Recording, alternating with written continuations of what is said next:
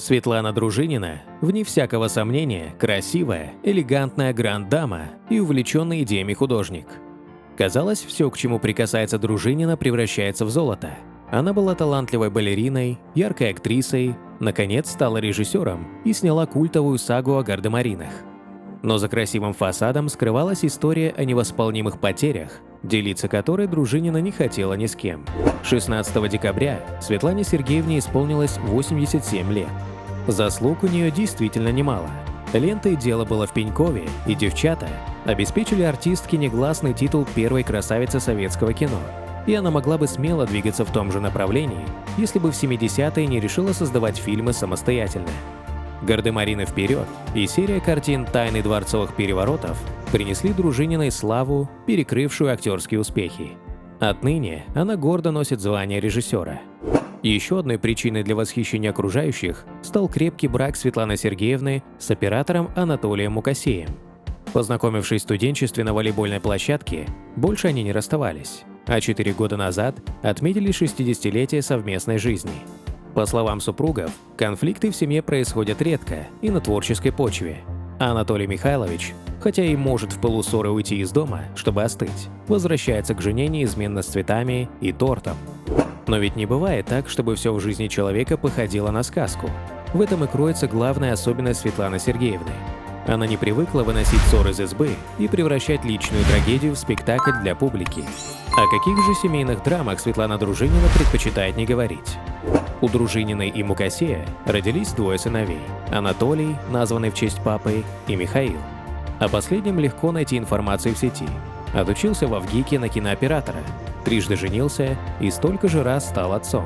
Младшего ребенка ему подарила волейболистка Екатерина Гамова. А вот сведения о старшем наследнике Дружининой весьма противоречивы. Одна из причин такого положения – нежелание режиссера говорить о нем в интервью.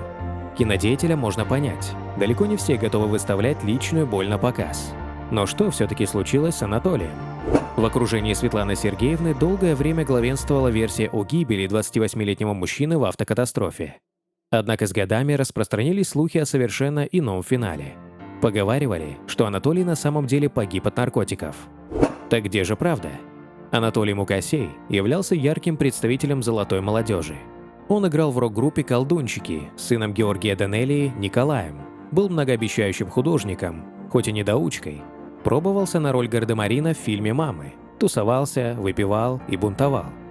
Хулиганские выходки компании удивляли всю Москву. Юноши облачались в пижамы с печатью психиатрической клиники Кащенко, выстригали волосы, брови и ресницы, вламывались в вагон метро, облитые с ног до головы красной Москвой. Пошутить и развлечься в его компании любили все. Анатолий нередко заставал Николая Данелию врасплох. Вылезал в окно через балкон в момент, когда приятель уединялся с очередной пассией. Вот и тогда он влез в окно и увидел, что Коля мертв. Вызвали милицию.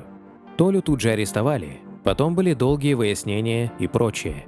А друзья продолжали рисовать, пить вино, играть музыку.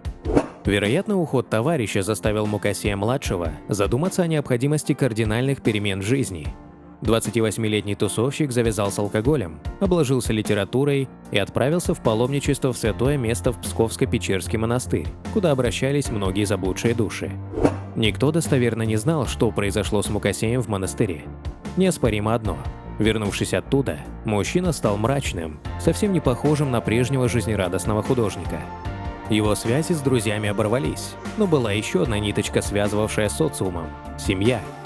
В тот момент Анатолий жил с возлюбленной Ириной Муравьевой-Моисеенко, а зимой 1987-го у пары родился сын Даниил.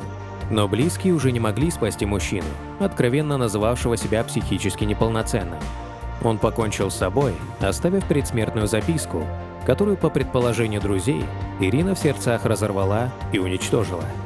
Череда несчастий для родных Анатолия продолжалась. Его возлюбленная Ирина, красавица, в прошлом чемпионка по синхронному плаванию, безумно напоминала знакомым молодую Светлану Дружинину.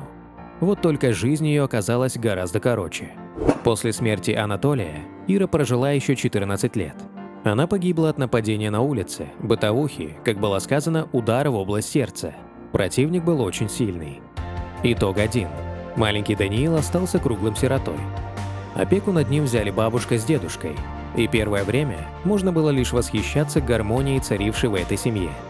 Внук снимался у Дружининой в «Тайнах дворцовых переворотов», и хотя пошел в англоязычный колледж, а не в театральный вуз, помогал родственнице монтировать фильмы, так как прекрасно разбирался в компьютерных технологиях. «У нас вся семья работает вместе», – с гордостью говорила Светлана Сергеевна. «Я режиссер, муж и сын операторы, внук монтажер. Я очень рада, что Даниил делает успехи, у него много талантов, которые еще не раскрылись». Со временем стало ясно, что главный талант Даниила – это влипать в некрасивые истории. В соцсетях он не стеснялся рассказывать о дерзких выходках и передрягах. Так, в 2012 году внук Дружининой сообщил, что попал в обезьянник, сопровождая свой рассказ чередой матерных слов. Его недовольство поведением родственников нарастало. Парень жаловался, что ему лгали о причине смерти отца. Мол, сначала заявили, что Анатолий Анатольевич поскользнулся, затем внушали, что он погиб в автокатастрофе. Потом выдали сразу несколько версий о способе самоубийства. «Я счастлив и благодарен существованию, что остался без отца и без матери. А после жил в основном в семейных конфликтах, досмотрах и паранойи, несмотря на то, что был накормлен, напоен и трудоустроен. Ведь меня никто не успел и не смог воспитать. Спасибо семье, что были причины никого из них не слушать». Так Даниил характеризовал обстановку в доме. Со стороны казалось, что у Даниила не может быть причин злиться на бабушку. Она обеспечивала юношу, сдавала квартиру его погибшей мамы в аренду, а деньги вручала сироте. Мне приходилось в какой-то момент брать деньги, но я сразу говорил, что приму их только от чистого сердца, без обязательств. А теперь ребята даже трубку не берут. Так отозвался о бабушке и дедушке старший внук. Ребята, как выразился Даниил, избрали политику игнорирования не просто так. В какой-то момент Мукасей решил бросить все и уехать в Индию заниматься творчеством. Бабушка продолжала пересылать ему туда деньги, получаемые от аренды квартиры. Но бунтарь заключил, что этот факт не свидетельство благочестия режиссера, а лишь способ контроля со стороны родственников. Желая освободиться от влияния Светланы Сергеевны, Даниил Мукасей потребовал продать апартаменты матери. Разумеется, Дружинина не согласилась, считая просьбу необдуманной. Тогда внук принялся угрожать бабушке в сообщениях, заявляя, что если финансовое издевательство и саботаж его искусства продолжится, он просто покинет этот мир. Говорить подобное женщине, чей сын наложил на себя руки, было как минимум жестоко. Шантажист добился своего. Режиссер сдалась и дала внуку согласие распоряжаться жильем. На этом общение бабушки с внуком закончилось. Он честно признался, что нигде не работает, живет одним днем и просто пишет музыку. Однако мужчина все же отметил, что переборщил с оскорблениями, когда переписывался с Дружининой, и надеется на примирение. После продажи жилья мамы он отучился на диджея и пустил большую часть средств на запись авторских песен. Оставшиеся 950 тысяч Мукасей через инвестиционный фонд вложил в открытие балетной школы, надеясь получать с этого пассивный доход. Однако договор оказался поистине кабальным. И, судя по всему, мужчина сможет вернуть только скромную сумму, потеряв львиную долю денег. Отныне главная мечта внука Дружининой – достать хоть немного наличностей, купить билет в один конец в Индию и помириться с роднёй. Можно ли поверить, что внук искренен и при встрече не начнет тянуть деньги из звездной бабушки? Пока что новостей о счастливом воссоединении родственников не поступало, а если Дружинина и говорит о семье, то только в отношении сына Михаила и его детей.